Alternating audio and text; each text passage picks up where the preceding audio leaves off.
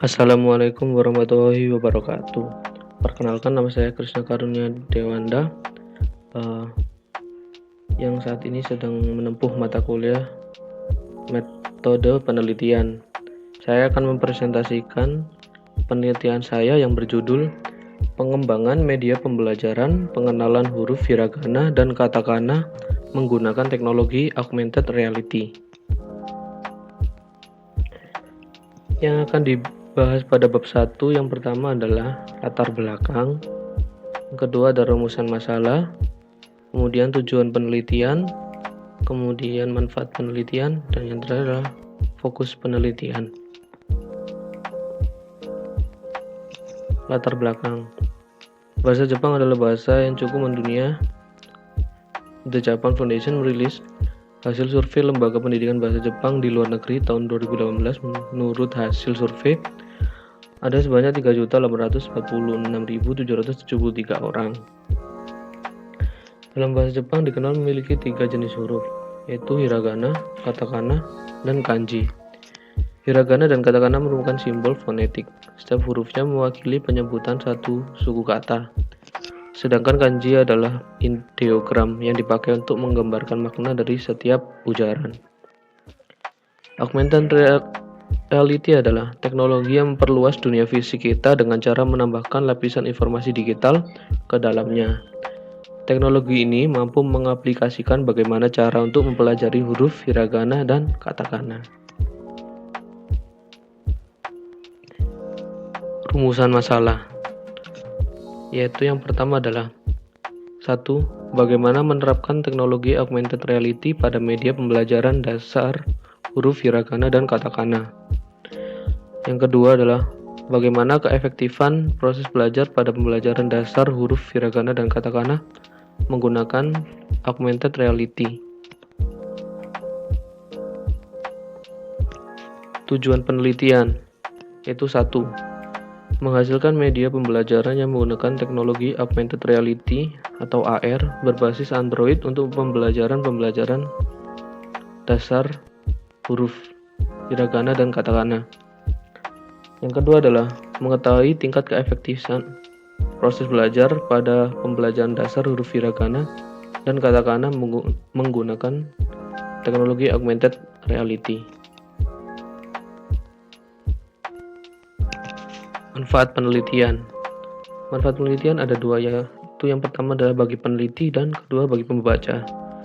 Bagi peneliti, dengan penelitian ini penulis menambah pengalaman baru dan dapat membuat atau menerapkan teknologi augmented reality pada media pembelajaran, khususnya pada bahasa Jepang. Kedua adalah bagi pembaca. Dengan penelitian ini diharapkan pembaca yang khususnya ingin belajar bahasa Jepang mudah dalam memahami dan menghafal huruf hiragana dan katakana dalam waktu yang relatif singkat. Fokus dalam penelitian ini adalah pembuatan media belajar berbasis teknologi augmented reality dalam menghafal huruf hiragana dan katakana. Yang kedua adalah efektivitas dan pengaruh hasil belajar dengan media belajar berbasis teknologi augmented reality dalam menghafal huruf hiragana dan katakana. Kemudian menuju ke bab 2. Yang akan dibahas pada bab 2 ini adalah tentang kajian pustaka, yaitu yang pertama adalah hiragana dan katakana.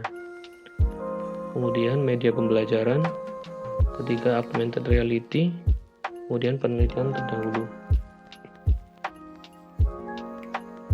Hiragana dan katakana. Hiragana adalah huruf-huruf yang berbentuk A, I, U, E, O, dan sebagainya.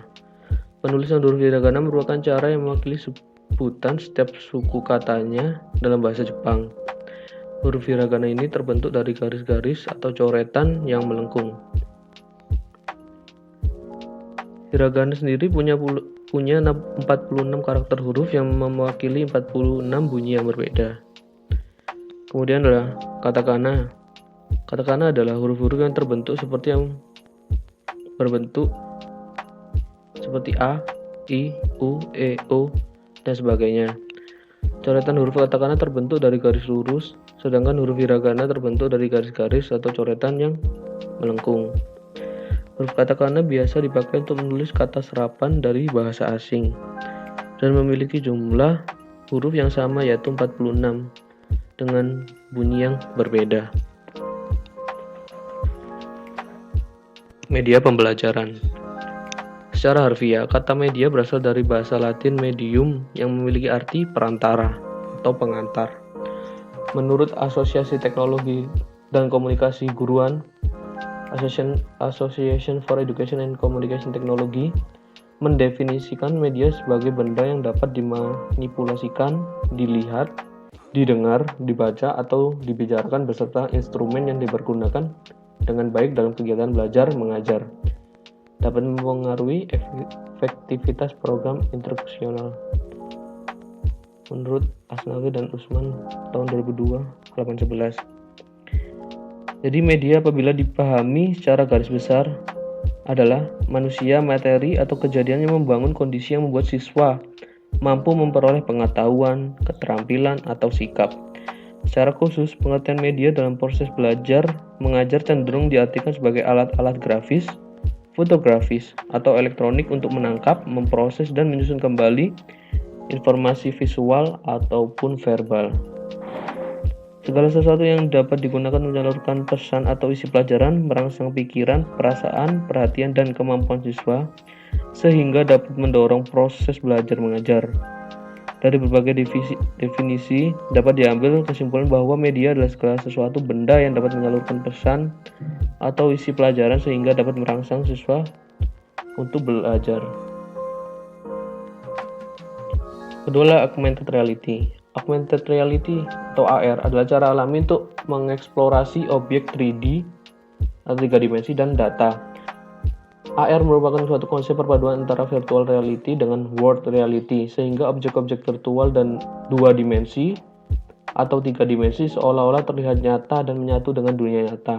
Pada teknologi AR, pengguna dapat melihat dunia nyata yang ada di sekelilingnya dengan menambahkan objek virtual yang dihasilkan oleh komputer. Cara kerja dari augmented reality menurut Isnanto dalam Permana tahun 2016 halaman 296 dalam menambahkan objek lingkungan nyata adalah sebagai berikut. 1. Perangkat sebagai masukan menangkap gambar atau marker dan mengirimkannya ke prosesor. Kemudian perangkat lunak dalam prosesor mengolah gambar dan mencari suatu pola. Lalu perangkat lunak menghitung posisi pola untuk mengetahui di mana posisi pola objek virtual akan diletakkan. Yang keempat, perangkat lunak mengidentifikasi pola dan mencocokkannya dengan informasi yang dimiliki perangkat lunak. Kemudian dalam penelitian terdahulu saya ada 2, yaitu pertama, perancangan aplikasi pembelajaran bahasa Jepang dalam mempelajari tulisan kanji dengan menggunakan augmented reality oleh Rizky Ardita Ulfiani. Hasil penelitian ini adalah mengembangkan media pembelajaran bahasa Jepang, pemodelan ruang bangun kanji menggunakan teknologi augmented reality. Yang kedua adalah implementasi augmented reality sebagai media pembelajaran interaktif oleh Reno Sanjaya. Hasil penelitian ini menghasilkan media pembelajaran virtual yang menggunakan augmented reality sehingga menjadi pembelajaran interaktif dan dapat mempermudah mahasiswa dalam memahami materi pengenalan pada mata kuliah. Kemudian selanjutnya masuk pada bab 3. Yang akan kita bahas pada bab 3 adalah jenis penelitian, desain penelitian, subjek penelitian, teknik pengumpulan data, instrumentasi penelitian, dan validitas reliabilitas. Yang pertama adalah jenis penelitian. Jenis penelitian pada penelitian saya adalah penelitian campuran, yaitu kualitatif dan kuantitatif. Kedua adalah desain penelitian. Research and Development atau R&D. Metode penelitian dan pengembangan R&D adalah desain penelitian yang digunakan untuk menghasilkan produk tertentu dan menguji keefektifan produk tersebut. Model pengembangan yang digunakan dalam penelitian ini adalah model pengembangan perangkat lunak waterfall. Model waterfall ini memiliki tahapan yang jelas dan mudah dipahami. Karena itulah model waterfall ini cocok digunakan pengembangan media pembelajaran berbasis software.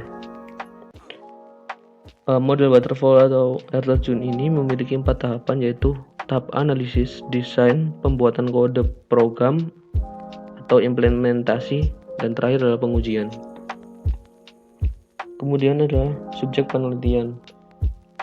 Peneliti atau penulis mengambil dari mahasiswa baru, Universitas Brawijaya, program pendidikan bahasa Jepang semester 1 untuk menjadi responden dalam penelitian. Karena biasanya umumnya mahasiswa baru di Universitas Brawijaya sulit untuk menghafal huruf dasar, yaitu hiragana dan katakana. Maka dari itu peneliti mengambil responden dari mahasiswa tersebut. Kemudian teknik pengumpulan data.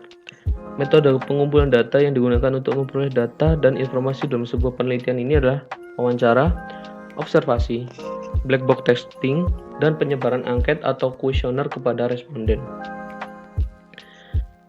Yaitu pertama adalah tadi yang disebutkan observasi. Observasi dalam penelitian ini bertujuan untuk mengamati penggunaan media yang digunakan oleh guru ataupun dosen pada saat menyampaikan materi pelajaran, penggunaan metode mengajar, penyampaian materi, dan sikap peserta didik. Yang kedua adalah wawancara.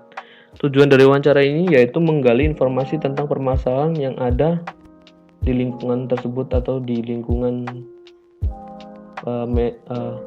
dalam proses belajar dan mengajar. Yang ketiga adalah black box testing. Black box testing adalah pengujiannya digunakan untuk menguji kinerja atau fungsionalitas dari aplikasi perangkat lunak.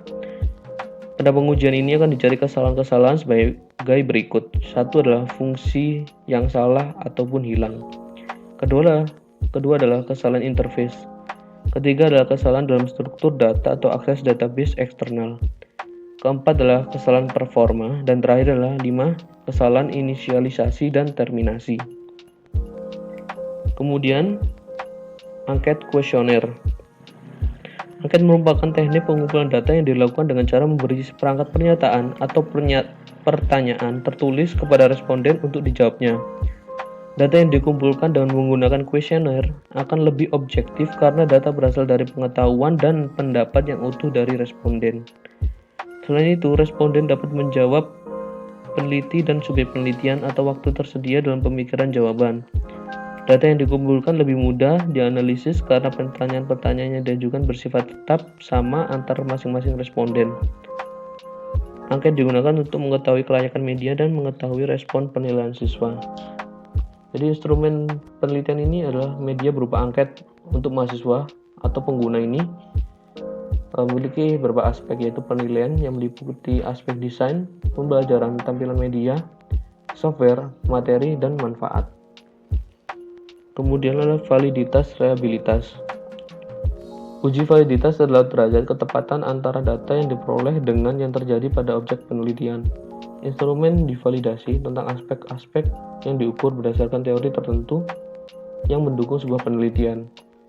Kemudian, expert judgment memberikan saran dan komentar terhadap instrumen tersebut. Dan tahap yang terakhir adalah yaitu expert judgment memberikan keputusan terhadap instrumen, apakah instrumen penelitian yang layak digunakan tanpa revisi, layak digunakan dengan revisi sesuai saran, ataupun tidak layak digunakan. Terima kasih telah memperhatikan video presentasi saya. Jika ada salah kata dan perbuatan dan omongan, saya mohon maaf. Assalamualaikum warahmatullahi wabarakatuh.